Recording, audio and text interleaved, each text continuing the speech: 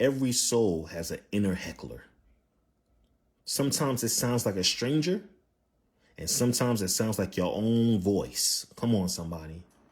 It's that inner voice that interrupts your progress with jitters, with doubts, with distractions, right? It heckles from the sidelines, throwing comments meant to rattle your spirit. Who do you think you are? You think you could do that? Oh, that ain't gonna happen. It'll never work. Shoot, you got less than a 1% chance. Matter of fact, you should just stop now. That's the inner heckler I'm talking about. This inner heckler doesn't always come from a place of malice. It often comes from a place of survival. Somebody say survival. A survival mechanism that is learned to keep you small so you wouldn't risk the ridicule. You don't risk the rejection. You don't risk the failure. It's just trying to protect you.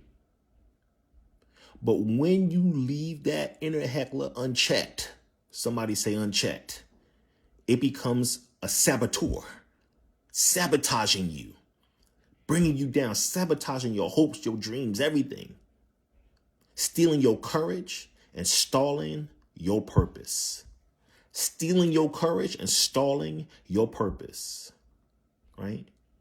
When you identify and name that heckler, okay, it gives you power over it. Now you know who it is, and I know their voice. Okay, Quee, Dre, Quee and Dre. If you watch my other videos, that's how I named them hecklers. You can actually recognize it. You recognize when it shows up. You call it out, right? And you make the decision not to obey it, right? I ain't obeying you. I ain't listening to you. The goal is not to silence every voice of caution, right? But it's to discern which voices are guiding and which voices are heckling. The inner heckler, right?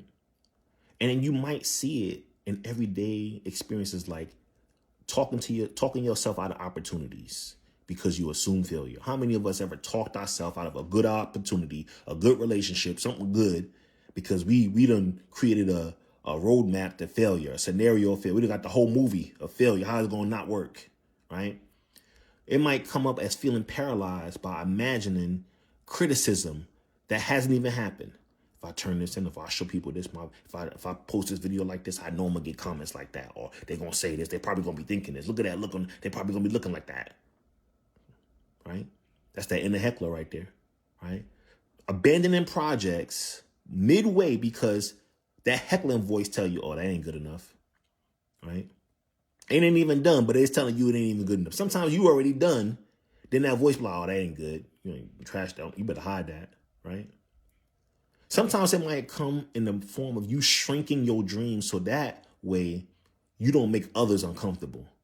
Man, if I tell them that I'm going to take over the world, I'm going to do this, I'm going to be a teacher, I'm going to be a doctor, I'm going to be a social media influencer, I'm going to start, I know they're going to be like, this, that, and the third. They ain't going to hear that. I don't want to make them feel no type of way because I know, right? It might even be replaying old insults. Somebody done insulted you. Maybe you done insulted yourself.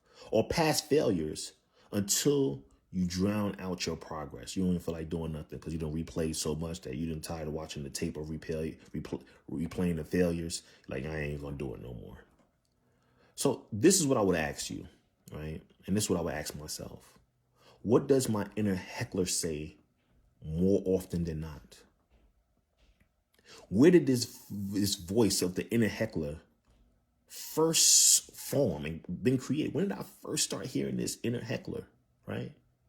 Whose words am I still carrying? Is it the words of someone that said something to me before? Now the heckler done got it and now re-heckling it to me? How can I respond differently next time? Not beating myself up, but I'm preparing myself. So next time I hear Quee and Dre, the hecklers, how can I respond differently next time? Instead of obeying the script, how can I be disobedient to this?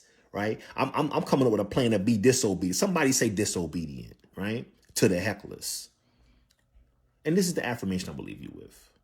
I hear the hecklers, but I refuse to hand it the mic.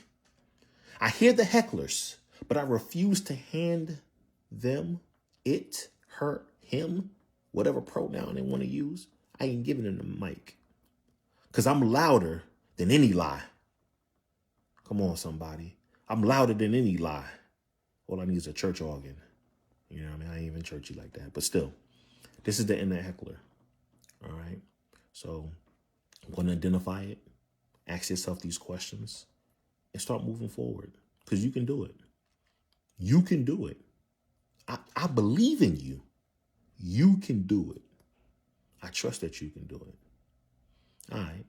If this resonated with you, like it resonated with me, let me know. If you got some pointers that you can give somebody, hit them comments up, right?